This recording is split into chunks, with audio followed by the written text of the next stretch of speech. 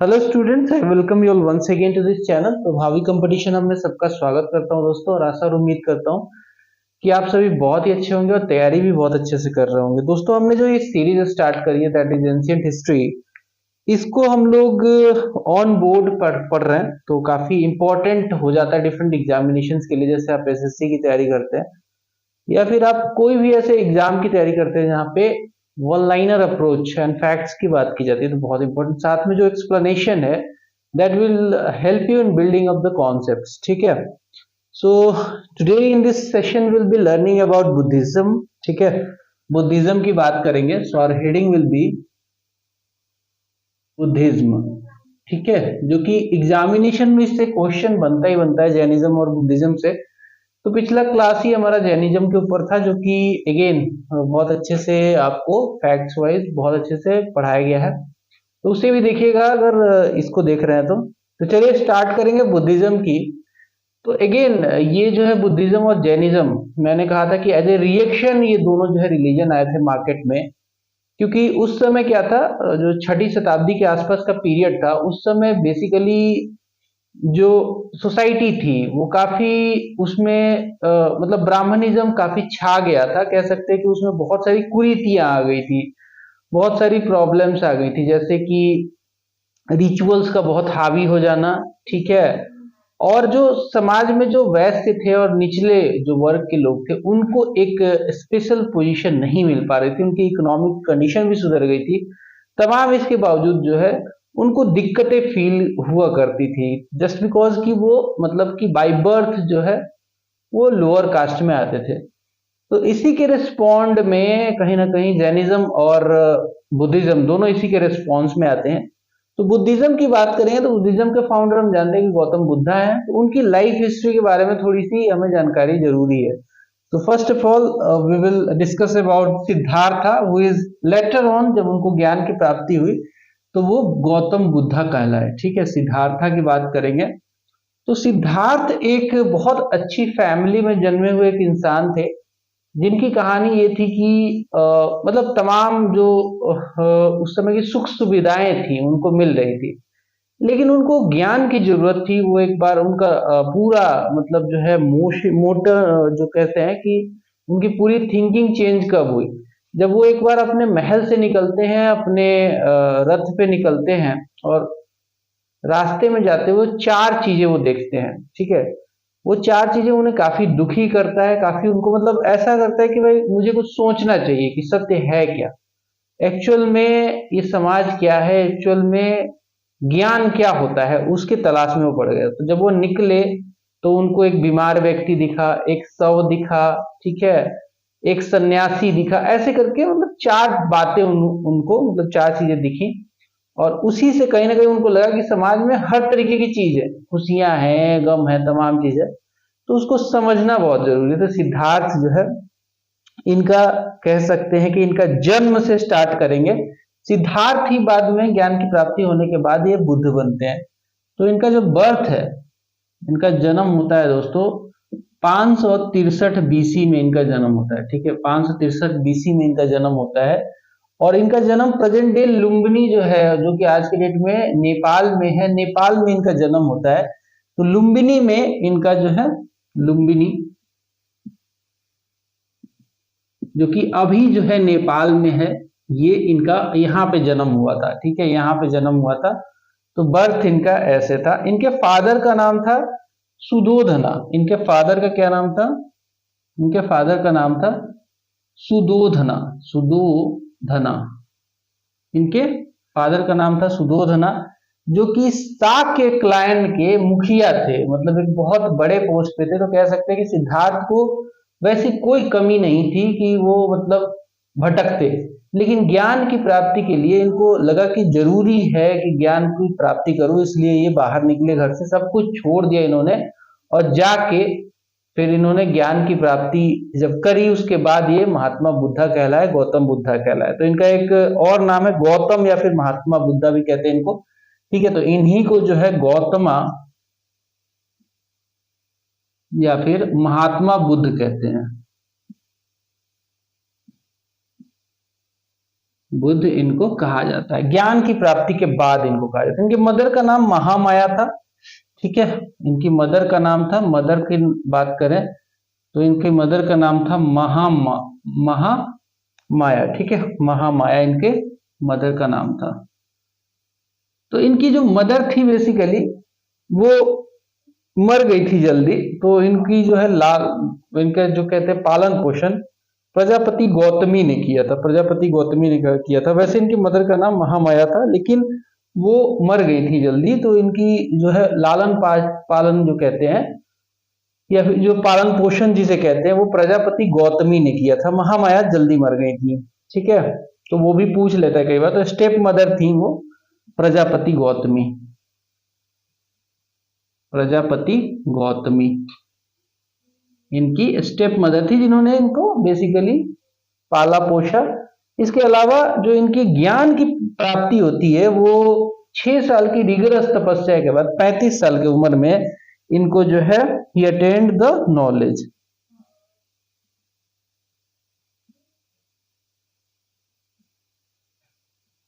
Eight the age of 35 years.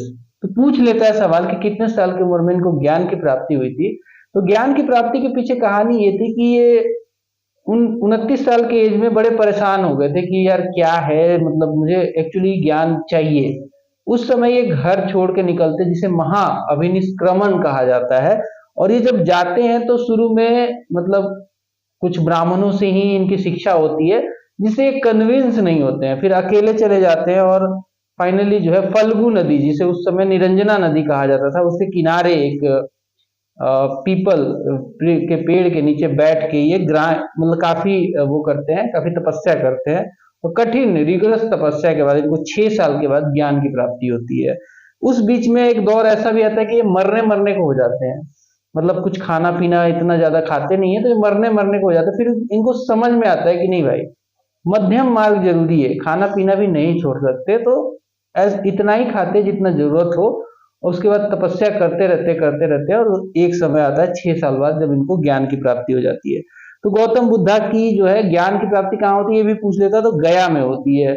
और गया में भी पूछता है किस नदी के किनारे हुई थी, तो निरंजना नदी, जो कि आज की डेट में फल्गु नदी के नाम से बहती है, उसके नीचे, उसके पास एक पीपल के पेड़ के नीचे बैठ के इनको ज्ञान की प्राप्ति होती है। So he attend the knowledge at the 35 years of age.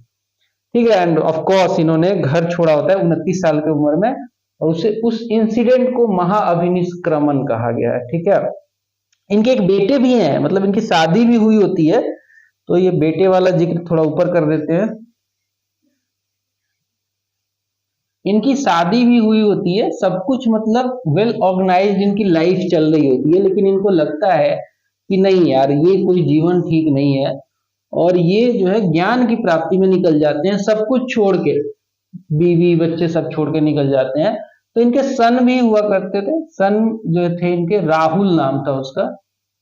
ठीक है, राहुल इनका बेटा था। इन सबको छोड़ के बेचारे निकल जाते हैं। इनकी वाइफ का नाम यशोधरा था, वाइफ का नाम जो था ये यशोधरा था। ठीक है, जो कि मतलब अच्छे घराने से बिलोंग करती थी, अच्छे शाक्य क्लैन से ये बिलोंग करती थी। शादी इनकी जल्दी हो गई थी, मैरिज जो था इनका, मैरिज थोड़ा सा जल्दी हो गया था, मतलब मात्र 16 साल की उम्र में इनकी शादी हो गई थी महात्मा बुद्ध की। 16 साल की उम्र में शादी हो गई, 13 साल तक शादी के संबंध में रहे, एक बच्चा था, राहुल था। और 29 साल के एज में जाके इनको ये समझ में आता है कि ये सांसारिक दुनिया में बहुत सारी ऐसी बातें हैं जो मेरी समझ से परे हैं, उनको मुझे जानना है। तो इस चक्कर में ये घर छोड़ते हैं 29 साल के उम्र में। और वो जो मैंने बताया कि एक इंसिडेंट होता है जब ये घर से निकलते हैं और 4 चीजें देखते हैं, जिसमें एक शव देखते हैं, एक बीमार व्यक्ति देखते हैं, एक सन्यासी देखते हैं।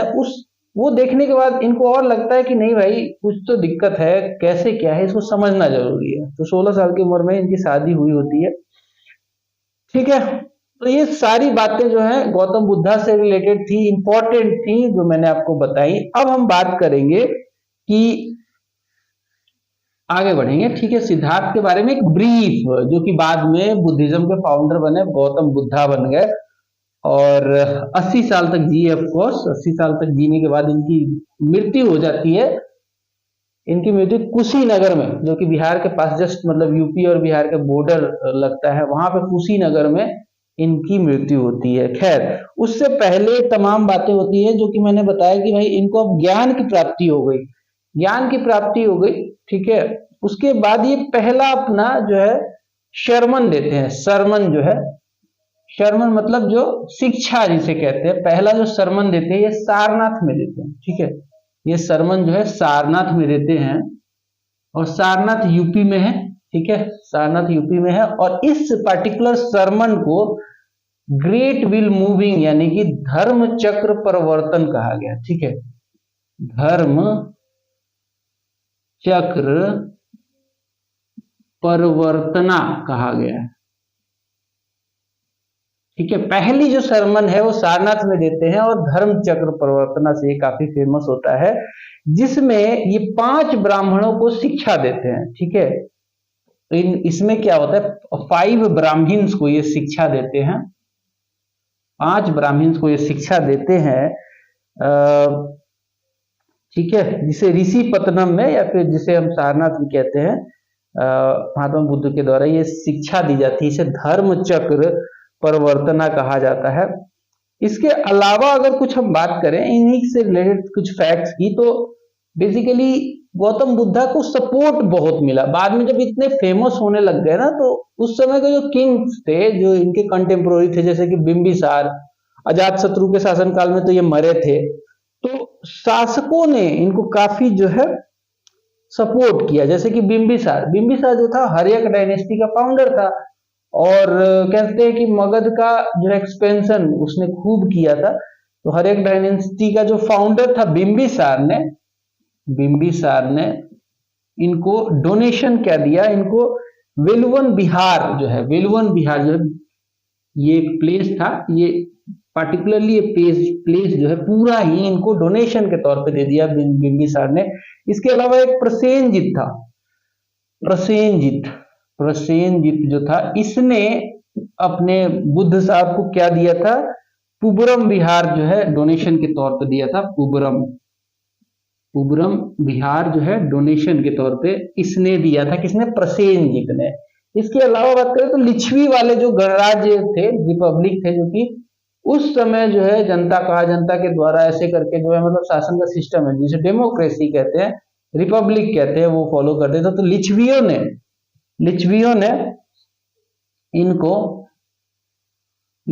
ने इनको क्या दिया था, ग्रहशाला बिहार दिया था, ग्रहशाला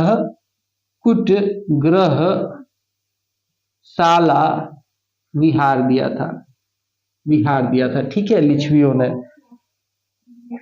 अनंत पिंडक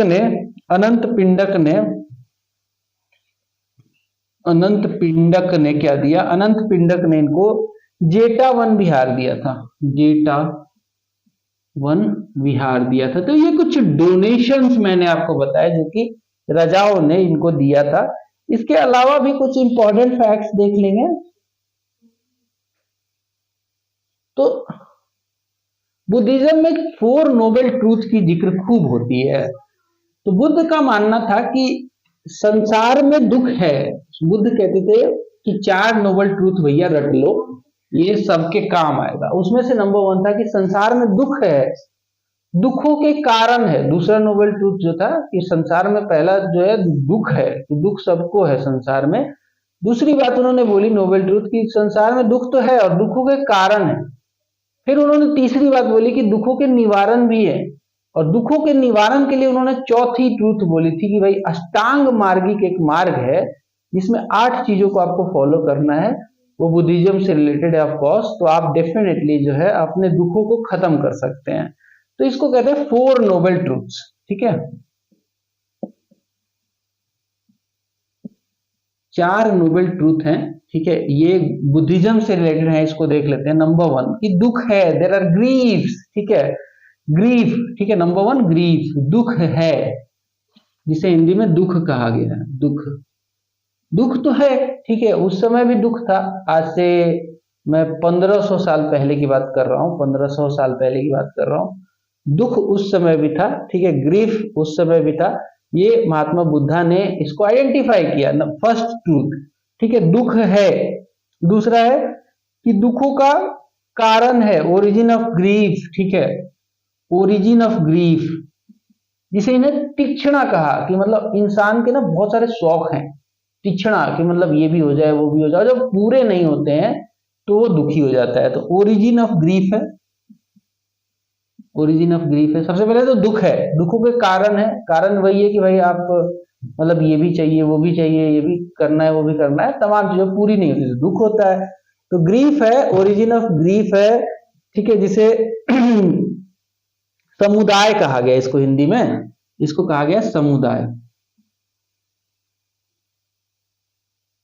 के अलावा इन्होंने कहा कि दुखों का निवारण भी है, जिसे निरोध कहा गया, ठीक है। So there are cessation of grief, cessation cessation of grief, जिसे निरोध कहा गया है, निरोध, जिसे निरोध कहा गया है, ठीक है। सिसेशन ऑफ ग्रीफ को निरोध कहा गया। चौथा जो नोबल ट्रूथ है जो कि गौतम बुद्धा साहब ने कहा था कि देर आर वेज, अष्टांगिक मार्ग है इसको सब करने के लिए।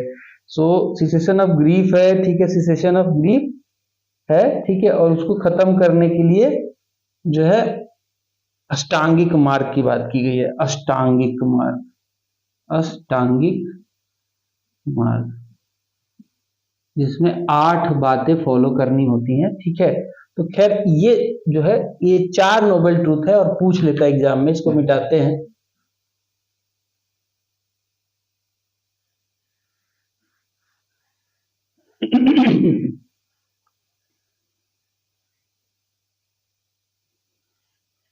देखो दोस्तों, बुद्धिज्म ना काफी फैलाव हुआ है, इसका इसका वर्ल्ड में फैलाव हुआ, जैसे कि हम जानते हैं कि ये चाइना, जापान, कोरिया, हर जगह फैला, श्रीलंका। तो ये इम्पोर्टेंट एक रिलीजन बन गया था उस समय के दौरान। बाद में इसके डिक्लाइन भी हो गया गौतम बुद्धा के स्पेशली मरने के बाद, उसके आगे भी चलता रहा, फिर विभाजन हुआ इसमें, जो हीन यान महायान वाला कॉन्सेप्ट आया, तमाम ऐसी बातों की वजह से बाद में डिक्लाइन हो गया। खैर, तो अभी हम जो है आगे बढ़ते हैं, और महात्मा बुद्धा से रिलेटेड एक फैक्ट में छोड़ दिया था कि भाई इनकी मृत्यु होती है जिसे महापरिनिर्वाण कहते हैं। जो इनका डेथ हुआ था वो हुआ था 80 साल की उम्र में। मैंने बताया भी आपको कि ये कुशीनगर एक जगह है, वहां पे इनकी देहांत हो गई थी, और अच्छे खासे उम्र के थे, 80 साल के थे।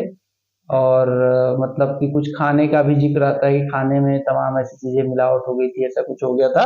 तो इनकी डेथ जो है इनकी हुई थी कुशीनगर में 80 साल के उम्र में, 483 बीसी में, 483 बीसी में इनकी डेथ हुई थी। कहाँ पे हुई थी? तो कुशीनगर में हुई थी, कुशीनगर, या फिर उस समय जो है कुशीनारा बोलते थे इसको, कुशीनारा।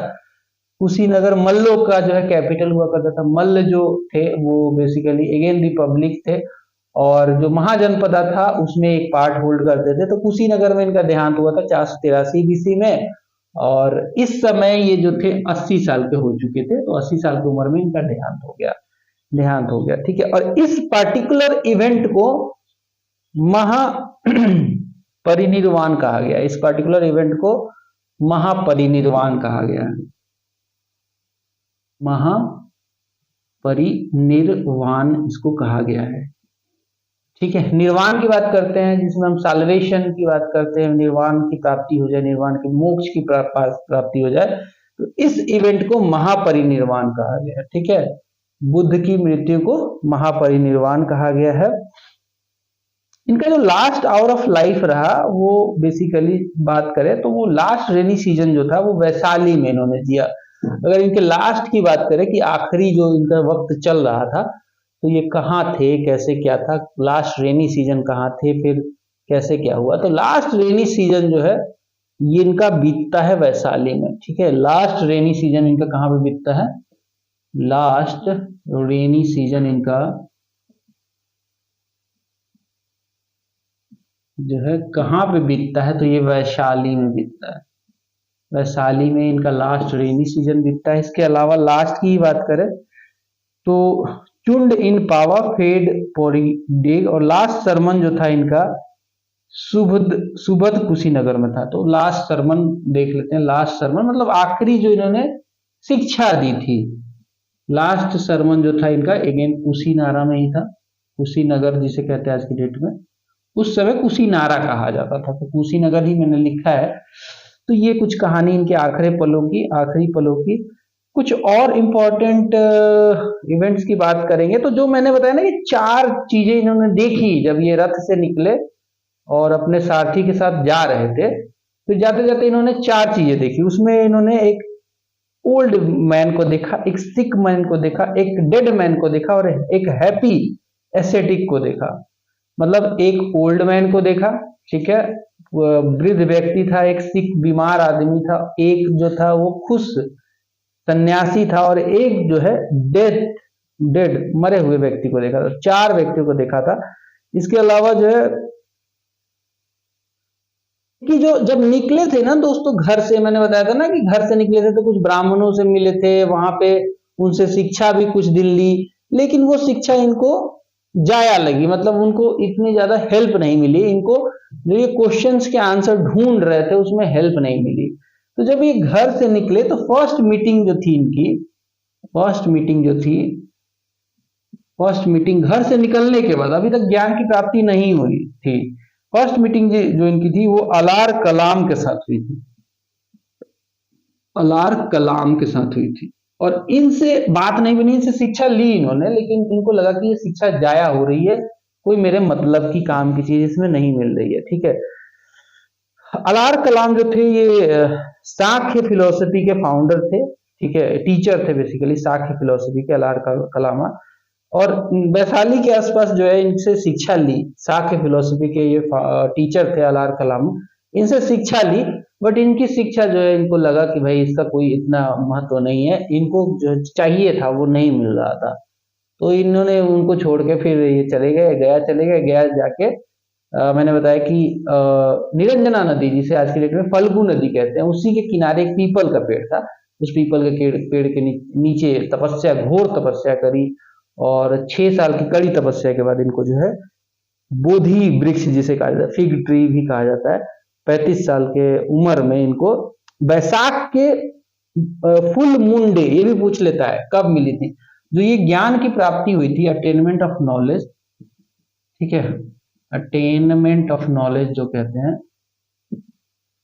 देखो लोग जो है ना गौतम बुद्धा के टीचिंग्स को आज भी फॉलो करते हैं, बहुत मामले में फॉलो किया जाता है। जैसे इनका जो मध्यम मार्ग की नीति है कि भाई भीड़ में ज्यादा आगे भी मत भागो, ज्यादा पीछे भी मत रहो, मध्यम मार्ग अपनाओ, साथ में उतना ही खाओ जितना आपकी बॉडी को जरूरत है। तो ये आज भी काफी वैल्यूएबल है, बुद्ध की शिक्षाओं को आज भी काफी वैल्यूएबल माना जाता है। हालांकि इस इकोनॉमिक रेस में बहुत लोग इस सब चीजों को फॉलो नहीं कर पाते हैं, बट जिसको सुखी रहना है उस इनकी टीचिंग को फॉलो करते हैं।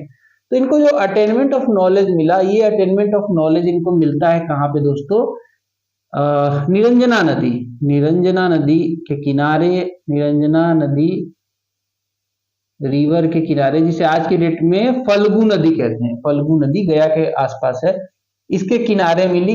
प्लस जो है 35 साल की उम्र थी, प्लस और भी इसमें सवाल पूछता है कि भाई जब मिली थी तो उस रात को कौन सा रात था, तो वो फुल मून नाइट था, फुल मून नाइट था। किसके पेड़ के नीचे, तो बोधि वृक्ष जो है, या फिर जिसे फिग ट्री भी कहते हैं, फिग ट्री कहते हैं, इस ट्री के नीचे इनको जो है ज्ञान की प्राप्ति होती है। इसी के बाद ये बुद्धा कहलाते हैं, बुद्धा, ठीक है, नॉलेजेबल मैन बुद्धा। चलिए इसको मिटाते हैं और कुछ और फैक्ट्स देखेंगे, काउंसिल्स देखेंगे, 4 काउंसिल जो हुई थी, फिर जो विभाजन हुआ था, वो सारी बातें हम देखेंगे। तो थोड़ा लंबा क्लास होगा लेकिन अच्छा होगा, ठीक है। एग्जाम पर्सपेक्टिव से, ठीक है, एग्जाम पर्सपेक्टिव से कुछ पॉइंट्स देख लेते हैं। पहला पॉइंट ये है कि the followers of Buddhism were divided into 2 classes, that is monk, nun and worshippers. तो देखिए होता क्या था ना कि एक तो जो है मेंबर बनते थे, 2 तरीके से मेंबर बना जा सकता था। ठीक है, बुद्धिज्म को ज्वाइन किया जा सकता था। एक लोग जो थे वो, एक जो कैटेगरी थी वो ये थी कि मॉन्क बन जाओ, घर का त्याग करो, बुद्ध की संघ में जाओ, वहां पे रहो, वहीं पे जीवन जो है व्यतीत करो, घर छोड़ दो। तो उसमें महिलाएं भी जाती थी, ठीक है, और पुरुष भी जाते थे। तो मॉन्क और नन का कंसेप्ट था। दूसरा कॉन्सेप्ट ये था कि भाई जो घर नहीं छोड़ना चाहता है वो अगर बुद्धिज्म को फॉलो करना चाहे तो कैसे करेगा। तो उनके लिए भी व्यवस्था थी कि भाई घर में ही रहो और कुछ नियम्स को फॉलो कर लो, जैसे कि अष्टांगिक मार्ग, ठीक है। तो दो तरीके के इसमें क्लासेस थे, जो फॉलोअर्स थे दो भागों में बटे थे, Monks, nuns and worshippers, female worshippers, ठीक है। तो जो फॉलोअर्स थे, ठीक है, फॉलोअर्स की बात कर रहे हैं, वो दो भागों में बटे थे। एक तरफ आता है मॉन्क नन्स, मॉन्क और नन्स, ठीक है। दूसरी तरफ आते हैं अपने जो नॉर्मल वर्शिपर्स हैं, ठीक है, जिसको हम कहते हैं वर्शिपर्स या फिर फीमेल वर्शिपर्स भी कहते हैं। वर्शिपर्स, ठीक है, ये दो कैटेगरी हो गई। फिर अगला जो सवाल है कि लाइट ऑफ एशिया किसे कहा जाता है। Light of Asia, light of Asia के नाम से अगेन दोस्तों गौतम बुद्धा को ही कहा जाता है। गौतम बुद्धा को ही लाइट ऑफ एशिया के नाम से जाना जाता है। और ये सवाल इतना इंपॉर्टेंट है कि मैंने लगभग जो अच्छे अच्छे एग्जाम्स देखे, जैसे कि एसएससी का एग्जाम हो गया, स्टेट के पब्लिक सर्विस कमीशन का एग्जाम है, ये फैक्चुअल क्वेश्चन आता है, लाइट ऑफ एशिया किसे कहते हैं, तो गौतम बुद्धा को कहते हैं। इसके अलावा अगर बात करें कि the literal meaning of Hinayana, Hinayana का मतलब होता है डिफिशियंट व्हीकल। दो दो भागों में बट गया था बुद्धिज्म, हीनयान महायान। हीनयान महायान में बटा, तो जो हीनयानी है वो एक्चुअल जो गौतम बुद्धा की टीचिंग है उन्हीं को सब कुछ मानते थे। उसके बाद बोलते थे कि अब आगे किसी की टीचिंग नहीं चलनी चाहिए, गौतम बुद्धा की टीचिंग सब कुछ है। उनको हीनयानी कहा गया, जिसे लोअर व्हीकल भी कहते हैं या फिर डिफिशियंट व्हीकल भी कहते हैं। और जो महायानी थे वो कहते थे कि जो बुद्धा के बाद के लोग हैं उनकी भी टीचिंग्स को मानना चाहिए, उसे महायानी कहा गया। तो महायानियों में क्या था कि गौतम बुद्धा को भगवान की तरीके से पूजा जाने लग गया। हीनयानियों को भगवान की तरह मूर्ति पूजा वगैरह नहीं करते थे, महायानी जो है मूर्ति पूजा शुरू कर दिया, ठीक है। और इस तरीके से मतलब चीजों को चेंज कर दिया, जो जिस चीज के अगेंस्ट में आए थे गौतम बुद्धा, महायानियों ने वही करना शुरू कर दिया। खैर, तो हीनयान का मतलब क्या होता है। हीनयान का मतलब होता है deficient vehicle, deficient vehicle. Mahayana का मतलब क्या होता है। महायान का मतलब होता है बड़ी व्हीकल या फिर ग्रेट व्हीकल, जिसे कहते हैं ग्रेट व्हीकल। और ये जो कनिष्क जो था, कनिष्क के समय में कश्मीर में कुंडल ग्राम करके है एक जगह, कुंड वन, वहां पे एक चौथी बौद्ध संगति हुई थी, वहीं पे ये विभाजन हो गया था, ठीक है। हीनयान और महायान में ये बट गया था। काफी मतलब डिफरेंसेस आ गए थे उस समय के जो बुद्धिस्ट लोग थे, मॉन्क नन थे, वो डिफरेंस आने की वजह से ये दो भागों में बट गया, हीनयान एंड महायान में बट गया। बुद्धा जो है वो किस बात की, किस सेक्ट की बात करते थे, तो मध्यम मार्ग की बात करते थे, जिसे मध्यमा प्रतिपादा या फिर मिडिल पाथ भी कहते हैं, ठीक है। चलिए, तो लाइट ऑफ एशिया किसने कहा। लाइट ऑफ एशिया जो है गौतम बुद्धा को किसने कहा, ये भी पूछ लेता है। Light of Asia Gautam Buddha को कहा था, इनका नाम है एडविन आर्नोल्ड। एडविन आर्नोल्ड ने जो है गौतम बुद्धा को लाइट ऑफ एशिया कहा था। तो इतनी बातें आपके समझ में आई होंगी, इसको मिटाते हैं और आगे बढ़ेंगे।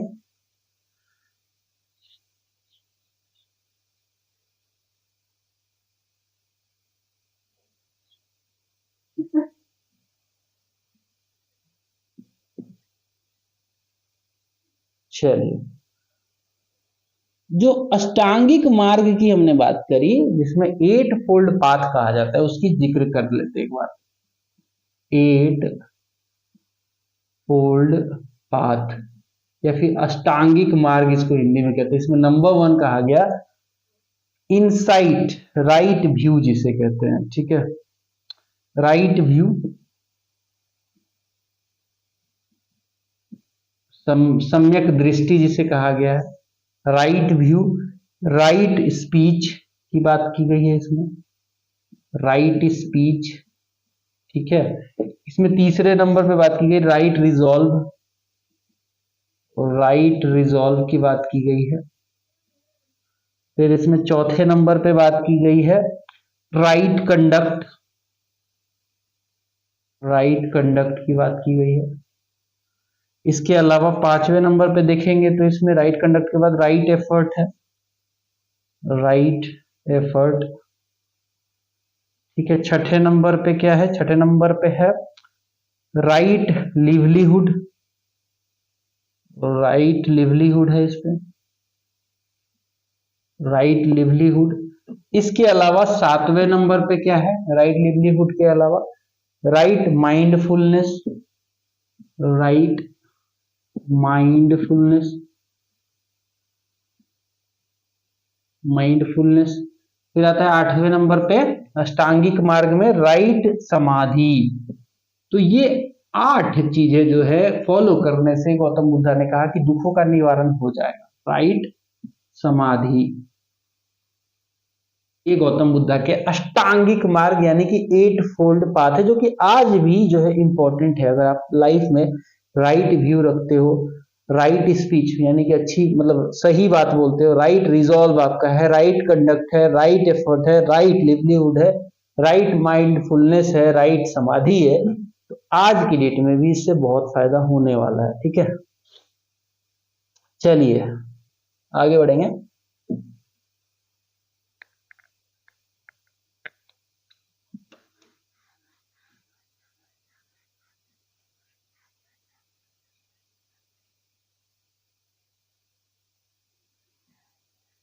Okay, so let's move to the next page. अब देखिए गौतम बुद्धा के लाइफ में जो जो इम्पोर्टेंट इंसिडेंट हुए हैं, जैसे कि उनके बर्थ से लेकर उनके घर के छोड़ने को लेकर, उनके ज्ञान की प्राप्ति और उनका फर्स्ट सरमन, उनके मृत्यु, इन सब को ना कुछ बातों से जो है कुछ इंसिग्निया से डिनोट किया गया है। जैसे कि बर्थ, जब इनका जन्म हुआ था तो उसको एक सिंबल से दिखाया गया है जिसे इंसिग्निया कहते हैं, और ये सिंबल था लोटस या फिर बुल, लोटस और बुल से जो है इनके बर्थ को दिखाया जाता है, ठीक है। जो हम डिफरेंट जो है आर्किटेक्चर्स की बात करते हैं और कुछ आर्ट्स की बात करते हैं जो कि हमें मिले, पेंटिंग्स की बात करते हैं, तो वहां पे हमने देखा है कि बर्थ जो है इनको लोटस और बुल से दिखाया गया है।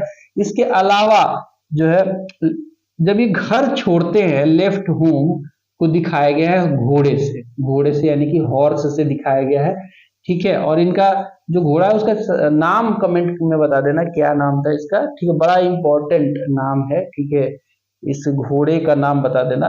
फिर आता है नॉलेज, जब इनको प्राप्ति होती है, ज्ञान की जब प्राप्ति होती है तो नॉलेज को कैसे दिखाया गया, नॉलेज को दिखाया गया है पीपल के पेड़ जिसे बोधि ट्री कहा गया है या फिर बोधि ट्री कहते हैं, ठीक है। इसके अलावा बात करें नॉलेज के अलावा, तो जब इनको निर्वाण की प्राप्त होती है यानी कि निर्वाण की प्राप्त होती है तो इसे फुटप्रिंट से दिखाया गया है, फुटप्रिंट से दिखाया गया। और फाइनली जब इनका डेथ होता है, जब इनकी मृत्यु हो जाती है, उसे कैसे दिखाया गया है, तो उसे जो है स्तूप बना के दिखाया गया है। स्तूपा ऐसा कुछ स्ट्रक्चर होता है, ठीक है, माउंड लाइक स्ट्रक्चर होता है, ठीक है, इसमें हर्मिक होता है ऊपर। और स्तूपा आपने देखा होगा, गौतम बुद्ध का स्तूपा बहुत जगह है फेमस, सारनाथ में है, इनफैक्ट जो कुशीनगर है वहां पे भी है। तो ये सब प्लेसेस जो है विजिट करने वाली, इनके स्तूपा को देखना चाहिए, काफी मार्वलस उस समय के स्ट्रक्चर हुआ करते थे। बताया जाता है कि अशोका ने सबसे ज्यादा इनके स्तूपा बनवाए थे।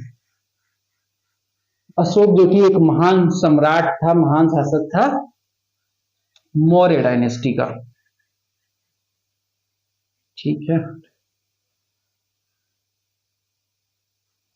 तो ये कुछ इनके लाइफ के जो इंसिडेंट हुए हैं उनको जो है इंसिग्निया से दिखाया गया, जिसे प्रतीक कहते हैं, ये प्रतीक से दिखाया गया है। बुद्धिज्म में त्रिरत्ना भी है, त्रिरत्ना त्रिरत्ना है, और ये त्रिरत्ना भी एग्जाम में पूछा जाता है। तो ये जो है त्रिरत्ना, खुद नंबर 1 पे बुद्ध आते हैं, बुद्ध आते हैं, ठीक है। नंबर 2 पे धम्म है, धम्म की इनकी नीति जो थी, बुद्धा धम्मा और तीसरे पे आता है संघ।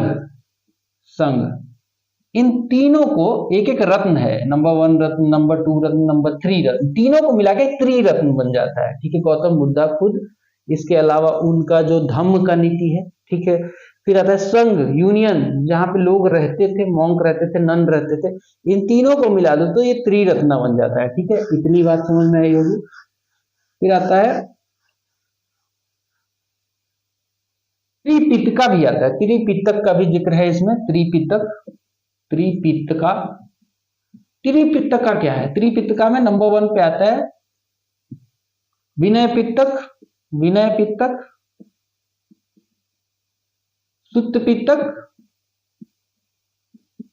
और थर्ड पे आता है अभिधम्ब पिटक, अभिधम्ब पिटक। तो इन तीनों की अलग अलग, कह सकते हैं कि महत्वपूर्ण अलग अलग तरीके से हैं तीनों। तीनों पिटक को मिला दे तो त्रिपिटक बनता है। अब बताता हूं विनय पिटक क्या था। विनय पिटक में क्या लिखा गया है? विनय पिटक में जो कलेक्शन ऑफ रूल्स है, संघ के नियम, संघा रूल्स कह सकते हैं, कि अगर जैसे मॉन्क्स और नन को संघ में रहना है तो वो कौन से नियम को फॉलो करेंगे, वो नियम अगर फॉलो नहीं करेंगे तो वो संघ में रहने के लायक नहीं है। ये बातें विनय पिटक में लिखी गई हैं। सुत्त पिटक में जो बुद्ध की टीचिंग्स हैं, जो उन्होंने बताई है, पढ़ाई है लोगों को, वो टीचिंग सुत्त पिटक में रखी गई है। ठीक है, तो यहाँ पे collection of Buddha's teaching, collection of Buddha's teaching कहाँ पे मिलता है हमें?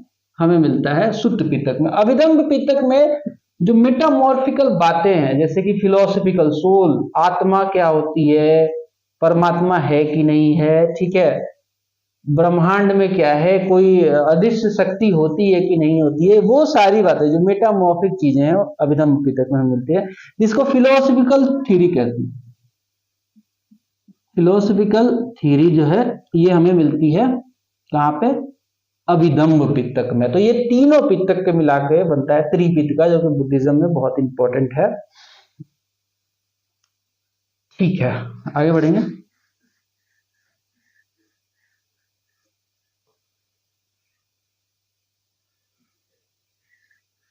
अब देखो, बुद्ध ने जो टीचिंग दी ना, उसके कुछ सेंटर्स हुआ करते थे, फेमस सेंटर थे, जैसे वैशाली में काफी ज्यादा इसने टीचिंग दी, नालंदा में, और जो सेंटर्स बने उस समय, वल्लभी, नालंदा, विक्रमशिला, तो एजुकेशन सेंटर बने जहां पे बुद्धिज्म की पढ़ाई होती थी। इन एजुकेशन सेंटर्स की एक बार जिक्र कर लेते हैं, जहां पे हम जानते हैं कि बड़े बड़े लोग, खासकर चाइनीज बड़े बड़े ट्रैवलर्स आकर यहाँ पे पढ़ते थे। उस समय के एजुकेशन सेंटर्स की बात करें तो बुद्धिज्म से रिलेटेड जो पढ़ाई होती थी उसमें सबसे नंबर 1 आता है नालंदा।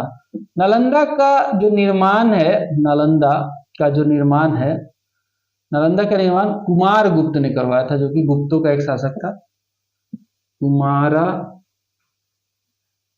गुप्त। इसने जो है इसको बनवाया था, नालंदा को। नालंदा का इतिहास इतना भव्य है कि जो अब साक्ष्य मिले हैं वो साक्ष्य बताते हैं कि कितनी बड़ी ये यूनिवर्सिटी हुआ करती थी। वर्ल्ड के लोग आते थे यहाँ पे पढ़ने के लिए, लेकिन इब्न बख्तियार खिलजी करके एक जालिम व्यक्ति ने जो है इसको जला डाला। बताते हैं कि जब ये जल रहा था यूनिवर्सिटी, तो इसका जो पुस्तकालय था उसमें इतनी ज्यादा पुस्तकें थी, इतने ज्यादा जो रिसर्च पेपर थे कि ये जलता रह गया महीनों तक। और हम जो है अपने विरासत को, धरोहर को, जहाँ पे इतनी सारी हमारी जो किताबें जल गई, शायद वो नॉलेज होता तो आज भारत सच में विश्व गुरु होता। खैर, तो नालंदा जो है, नालंदा को डिस्ट्रॉय कर दिया गया। इसको बनवाया था कुमारगुप्त ने। वल्लभी, वल्लभी का ऐसा कोई फाउंडर यहाँ पे हमें नहीं मिलता है। फिर आता है विक्रमशिला, जो कि अगेन बिहार में ये लोकेटेड एक एजुकेशनल सेंटर था, विक्रमशिला बिहार जो था। तो ये जो है इसको पालों का शासक धर्मपाल ने बनवाया था, धर्मपाल ने बनवाया था। ठीक है, विक्रमशिला, और ये भी तहस नहस कर दिया गया था इसको भी इब्न बख्तियार खिलजी के द्वारा। तो विक्रमशिला हो गया, वल्लभी हो गया, नालंदा हो गया, कुछ एजुकेशन सेंटर्स है। कुछ और भी, जैसे कि जब हम बात करते हैं आर्ट एंड कल्चर की, तो उसमें हम देखते हैं कि यहाँ पे चैत्या थे, विहारा थे और स्तूपाज खूब बने थे। तो उनके मतलब क्या होते? चैत्या किस चीज को कहा जाता था, विहारा किस चीज को कहा जाता था, और स्तूपा क्यों बनते थे, उसकी बात कर लेंगे। सबसे पहले हम चैत्या की बात करेंगे, चैत्या, फिर हम बात करेंगे विहाराज की, फिर हम बात करेंगे स्तूपाज की। तो ये खासकर आर्ट एंड कल्चर जो उस समय बुद्धिज्म के समय फैला था। तो चैत्य, विहार और स्तूपा। स्तूपा तो हम जानते हैं कि स्तूपा एक ऐसा डोम लाइक स्ट्रक्चर होता था जिसमें बुद्ध की रेलिक्स, जैसे कि उनकी बॉडी ही हो गई कि भाई जैसे बुद्ध मरे तो बुद्ध की जैसे उनको जलाया गया, जलाने के बाद जो उनके अस्थि पंजर या फिर जो उनके सामान थे उनको जो है एक एक जगह रख के उसके ऊपर स्तूपा बना दिया तमाम ऐसे बुद्ध और बुद्ध के जो फॉलोअर्स थे। तो स्तूपा ऐसे बनता था, ठीक है। तो स्तूपा जो है place for keeping selected bones of dead, place for keeping relics जिसे कहते हैं, रेलिक्स लिख देता हूं, बोन्स लिखने की जरूरत नहीं है। विहारा जो है वो place of residence of monk हुआ करता था। जो मॉन्क हुआ करते थे जो कि बुद्धिज्म को फॉलो करते थे उनके रहने की स्थान थी विहारा, ठीक है। तो ये जो था place of residence of monk, place of residence of Monks हुआ करता था ये। इसके अलावा हम बात करें अगर चैत्या की, तो जो प्रेयर करते थे, प्रेयर हॉल तरीके का ये होता था, ब्यूरियल, ठीक है। तो ये जो था ये प्रेयर, यहाँ पे वर्शिप या फिर प्रेयर हुआ करता था। जो मॉन्क थे प्रेयर या फिर वर्शिप यहाँ पे करते थे, ठीक है। प्रेयर वर्शिप प्लेस था ये। तो चैत्य, विहार और स्तूपा पूछ लेता है एग्जाम में कई बार, तो ये आपको पता होना चाहिए। अब हम आ जाते हैं जो बुद्धिस्ट काउंसिल हुए हैं, चारों बुद्धिस्ट काउंसिल के बारे में जान लेते हैं। 4 बुद्धिस्ट काउंसिल हुए हैं अभी तक, ठीक है। चौथी के बाद तो हुआ ही नहीं। पहली बुद्धिस्ट काउंसिल जो है बुद्ध के मरने के उस साल ही 483 बीसी में ही अजातशत्रु उस समय शासक था, हर्यक डायनेस्टी का, बिंबिसार का बेटा, जिसे पितृहंता कहा गया, अपने ही बाप को मार दिया था। खैर उसने ये काउंसिल करवाई थी, फर्स्ट काउंसिल जिसे कहते हैं, फर्स्ट काउंसिल। फर्स्ट काउंसिल हुई थी 483 बीसी में, ठीक है। बुद्ध इसी साल मरे थे, बुद्ध की मृत्यु इसी साल हुई थी, और इनके मरने के साल ही इनकी शिक्षाओं को कलेक्ट करने के लिए जो है ये काउंसिल 483 बीसी में हुआ था। इसका लोकेशन जो था वो राजगृह था, राजगृह लोकेशन जो था इसका, ये पार्टिकुलर काउंसिल का राजगृह था, जो कि प्रेजेंट डे जो है बिहार में पड़ता है।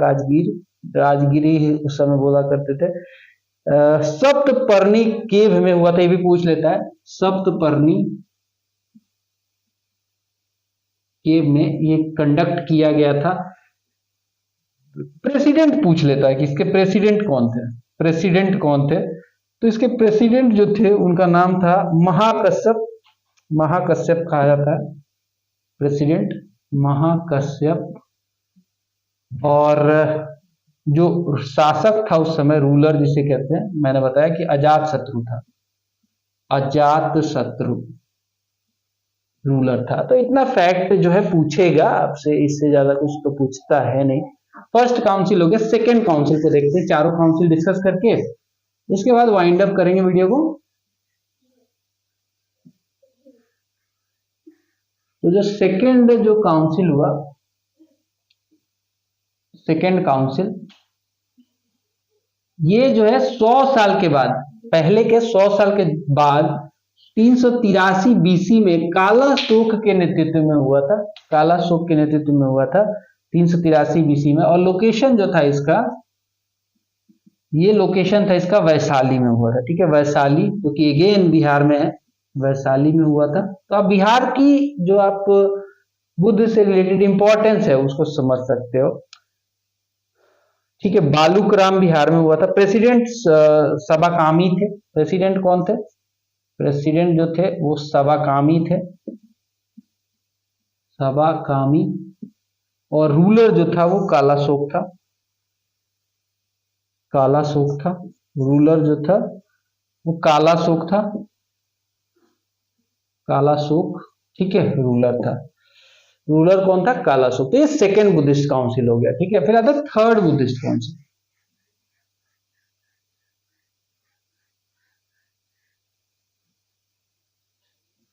थर्ड बुद्धिस्ट काउंसिल की बात करें तो ये बुद्धिस्ट काउंसिल जो है दोस्तों पाटलिपुत्रा में अशोक के समय हुआ था। ये बुद्धिस्ट काउंसिल जो है, लोकेशन की बात करें तो ये पाटलिपुत्रा में हुआ। पटना जो आज के डेट में मॉडर्न डे है, किस साल हुआ था? 251 बीसी में हुआ था। 247 बीसी यहाँ पे दिया है, कहीं कहीं 247 बीसी देता है, कहीं पे 250, कहीं पे 251, तो थोड़ा सा इसमें वो है, ठीक है। खैर, तो लोकेशन जो है पाटलिपुत्र, इतना क्लोज आपको ऑप्शन नहीं देगा, इसी के आसपास देगा, तो आप उसमें से एक चुन सकते हो। लोकेशन पाटलिपुत्रा था इसका। इसके अलावा प्रेसिडेंट की बात करें, प्रेसिडेंट की बात करते हैं तो यहाँ पे प्रेसिडेंट कौन था? यहाँ पे जो प्रेसिडेंट था वो थे मोगलीपुत्र तीसा, मोगलीपुत्र तीसा। फिर इसके बाद आता है कि भैया रूलर कौन था? तो रूलर मैंने बताया अशोक के समय हुआ था, ये अशोक के समय हुआ था। और फिर जो चौथा बुद्धिस्ट काउंसिल हुआ था, फोर्थ बुद्धिस्ट काउंसिल, वो आखिरी बुद्धिस्ट काउंसिल था, और वहां पे बुद्धिज्म जो है हीनयान और महायान में बट गया था, ठीक है। हीनयान और महायान में वहां पे बट गया था फोर्थ बुद्धिस्ट काउंसिल में। फोर्थ बुद्धिस्ट काउंसिल जो था ये काफी बाद में हुआ था काउंसिल। फोर्थ बुद्धिस्ट काउंसिल जो था इसका जो है फर्स्ट सेंचुरी एडी में कंडक्ट कराया गया था, फर्स्ट सेंचुरी एडी में। और इसका लोकेशन था, लोकेशन की बात करें तो कुंडग्राम, ठीक है, कुंडल वन जिसे कहते हैं, कुंडल वन कश्मीर में ये हुआ था। कुंडल वन कश्मीर में इसे कंडक्ट कराया गया था। किसके प्रेसिडेंटशिप में? तो प्रेसिडेंट था इसका वसुमित्र। प्रेसिडेंट जो था वसुमित्र के प्रेसिडेंटशिप में कराया गया था, वसुमित्र। और फिर अगर बात करें इसमें वाइस प्रेसिडेंट भी था, वाइस प्रेसिडेंट। वाइस प्रेसिडेंट कौन था? तो वाइस प्रेसिडेंट इसमें था अश्वघोष। अश्वघोष इसमें, अश्वघोष वाइस प्रेसिडेंट। और रूलर कौन था? रूलर वेरी इंपॉर्टेंट, तो रूलर था इसमें कौन था? कनिष्क। कुषाणों का शासक, सबसे महत्वपूर्ण शासक कनिष्क इस समय सत्ता में था, ठीक है, रूलर वही था। ये हो गई इसकी बात है। डिवीजन यहीं पे हो गया था, हीनयान और महायान में, यहाँ पे बट गया था, ठीक है, हीनयान और महायान यहाँ पे बट गया था। सो दोस्तों बुद्धिज्म में इतना ही। आई होप आपको ये वीडियो अच्छी लगी तो जरूर दोस्तों में भी शेयर करना, और चैनल को नहीं सब्सक्राइब कर रखा है प्लीज सब्सक्राइब इट। मिलेंगे अगले वीडियो में, बाय बाय।